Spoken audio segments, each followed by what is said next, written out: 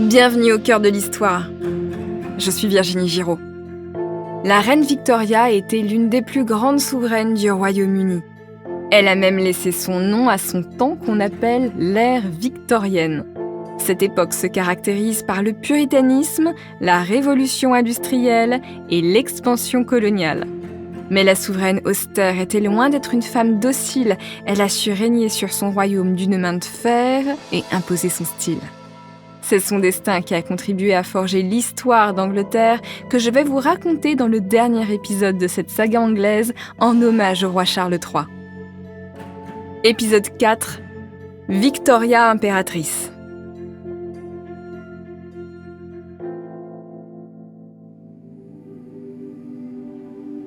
Nous sommes le 28 juin 1838 à Londres. Victoria, âgée de 19 ans, est officiellement la reine du Royaume-Uni depuis presque un an. Mais aujourd'hui, c'est un jour particulier. Elle va être sacrée dans l'abbaye de Westminster. La cérémonie a été organisée par son Premier ministre, Lord Melbourne, qu'elle considère comme son mentor. L'instant est solennel. Elle porte une grande robe blanche et un manteau d'apparat sur les épaules. Enfin, on lui pose sur la tête cette lourde couronne ornée de pierreries et de velours bleu. Victoria est frappée par la beauté de ce moment. Là où les hommes présents ne voient qu'une frêle jeune fille, se tient en réalité une très grande reine qui est bien déterminée à exercer son pouvoir.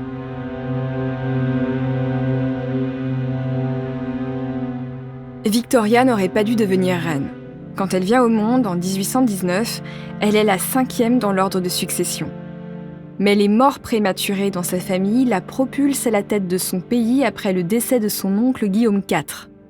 Elle a 18 ans et trouve son premier allié politique en la personne de son Premier ministre, Lord Melbourne. Cet homme se plaît à jouer le Pygmalion de la jeune reine. Il parfait ses connaissances en histoire, en géographie et en droit. Il lui apprend aussi les subtilités d'une monarchie constitutionnelle. Victoria découvre qu'elle règne, mais ne gouverne pas. Ce n'est pas elle qui prend les décisions politiques pour son royaume. Elle est consultée par son Premier ministre, mais elle est surtout là pour ratifier les décisions de son Parlement. Ça énerve beaucoup cette brunette au visage rond qui prendra l'habitude de rendre fous les 20 premiers ministres qui vont se succéder auprès d'elle pendant son règne long de 63 ans. Bien qu'elle ne soit qu'une femme dans un monde d'hommes à une époque où le mépris du sexe faible est une norme sociale, elle prend plaisir à participer à des réunions de travail et à œuvrer pour son pays et ses sujets. Son caractère irrite sans doute bien des gens. Certains essaient de nuire à sa réputation en lui prêtant une relation intime avec Lord Melbourne. Pour faire taire les rumeurs, le ministre conseille à Victoria de se marier. Elle jette alors son dévolu sur son cousin, le bel Albert Saxe-Cobourg-Gotha. Comme elle est reine, c'est Victoria qui doit faire sa demande en mariage. Et Albert dit oui. Comment aurait-il pu refuser ? Victoria est la souveraine la plus riche d'Europe et le plus beau parti de l'aristocratie. Les noces sont célébrées le 10 février 1840. Les journaux intimes de la souveraine prouvent que la nuit de noces s'est très bien passée. Cette femme qui a l'air si austère possède en réalité un tempérament sensuel que son mari sait satisfaire. Mais il la satisfait trop bien. Victoria met au monde 9 enfants alors qu'elle déteste être enceinte et trouve que les bébés ressemblent tous à de ridicules petites grenouilles.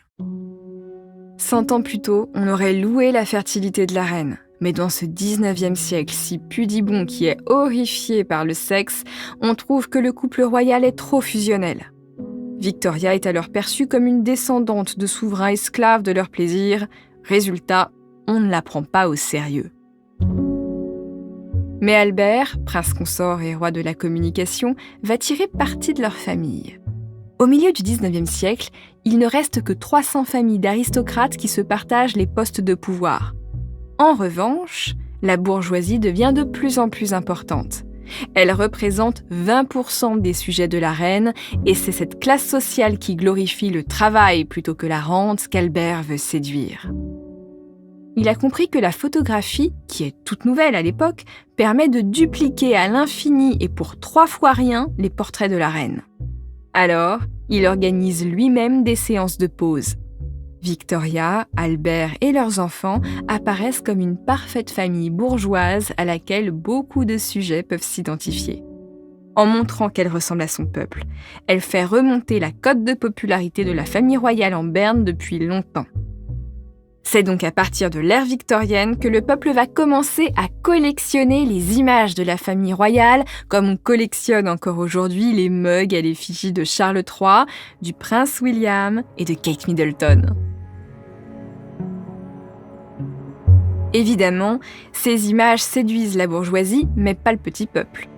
La révolution industrielle a fait émerger une classe ouvrière très pauvre qui vit dans des quartiers insalubres. Le libéralisme anglais est alors féroce. La doctrine économique à la mode venue de l'école de Manchester invite le patronat à faire travailler les ouvriers comme des machines et à les jeter à la rue quand ils ne sont plus productifs. Les salaires sont très bas, il n'existe aucune protection sociale et on travaille 10 heures par jour, 6 jours sur 7.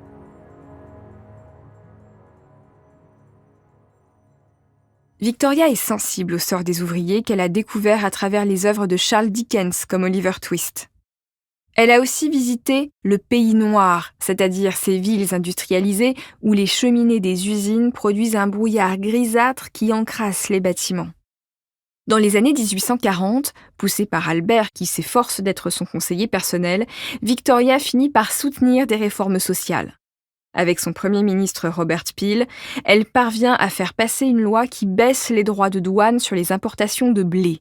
Cette mesure fait mécaniquement baisser le prix du pain. Mais le Parlement, largement composé d'aristocrates que Victoria juge sans cœur, n'est pas favorable aux mesures de protection des sujets les plus vulnérables. Malgré l'opposition de Victoria, le Parlement vote une nouvelle taxe sur la bière. Or, la bière, c'est la boisson la plus consommée par les pauvres parce qu'elle est bon marché. À l'époque, si on veut de l'eau à Londres, on boit l'eau de la Tamise et elle est très polluée à cause des égouts. C'est donc plus sain de boire de la bière. La reine aurait préféré qu'on taxe le vin, qui est la boisson des riches, mais son idée ne passe pas auprès du Parlement. Le pire, c'est que l'Angleterre de l'époque est loin d'être pauvre parce que le royaume de Victoria est un empire colonial qui s'étend sur les 5 continents. Le Canada fait partie de l'Empire britannique depuis le XVIIIe siècle. Victoria en devient même reine à partir de 1867. L'Australie aussi dépend d'elle. Elle possède en outre un gros quart du continent africain. Ces colonies forment une bande sur un axe nord-sud allant de l'Égypte à l'Afrique du Sud. À cela s'ajoutent le Nigeria, la Gambie, la Côte d'Or et le Sierra Leone sur la côte ouest. Côté Pacifique, Victoria règne sur plusieurs îles de l'Asie du Sud et contrôle le sous-continent indien. Et je m'arrête là. La liste n'est pas exhaustive parce que ce serait fastidieux de citer toutes les colonies.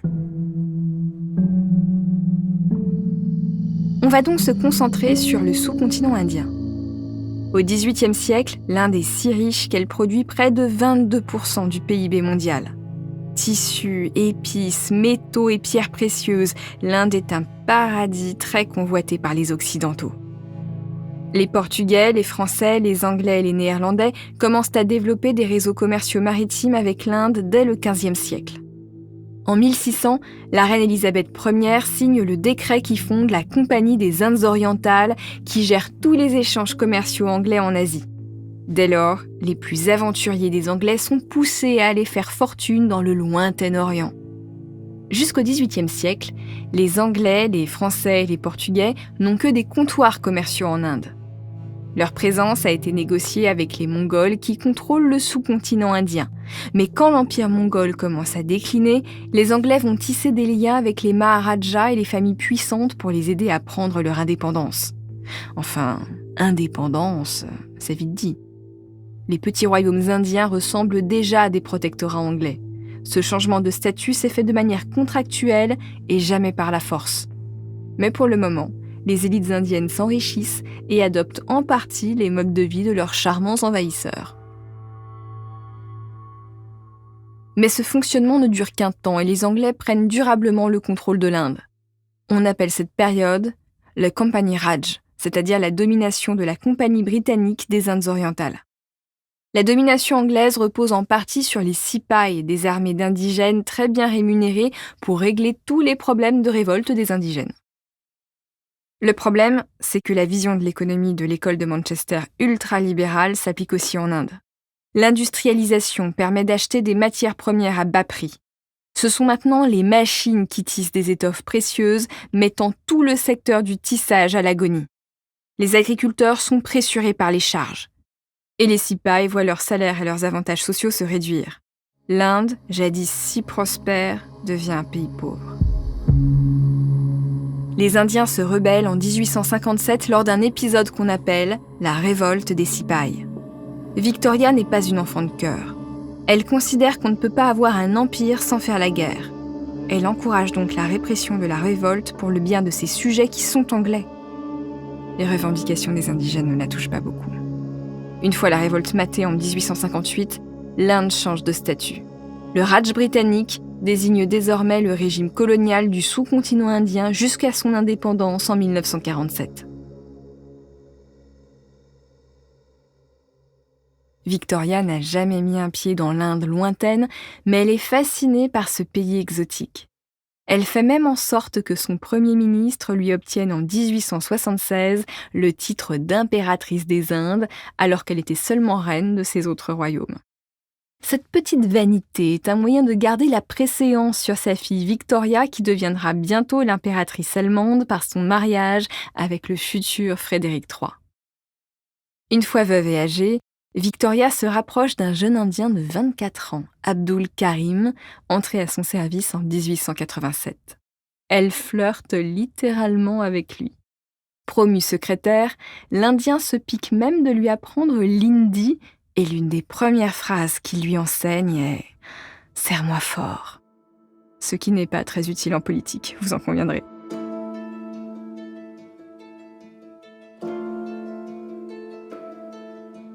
Quand Victoria meurt en 1901, elle est à la tête du plus grand et du plus puissant empire colonial européen.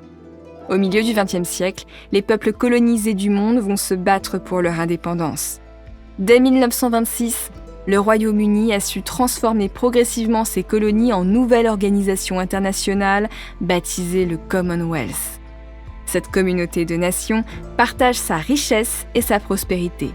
L'Inde colonisée par Victoria en fait toujours partie. Et aujourd'hui, Charles III est le chef du Commonwealth.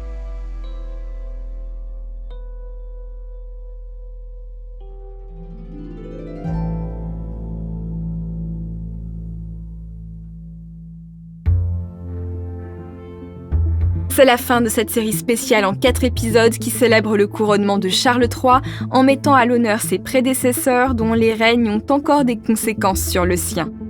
Merci de l'avoir écouté. Au cœur de l'histoire est un podcast original Europe 1 Studio. J'aime vous raconter des histoires à l'oreille et si je peux le faire, c'est aussi grâce à la formidable équipe qui m'accompagne. À la production, Camille Bichler. À la réalisation, Clément Ibrahim. À la direction artistique, Julien Tarot et Adèle Imbert. À la composition des musiques originales, Julien Tarot et Sébastien Guidis. À la communication et à la diffusion, Kelly Decroix et Romain Vintillas.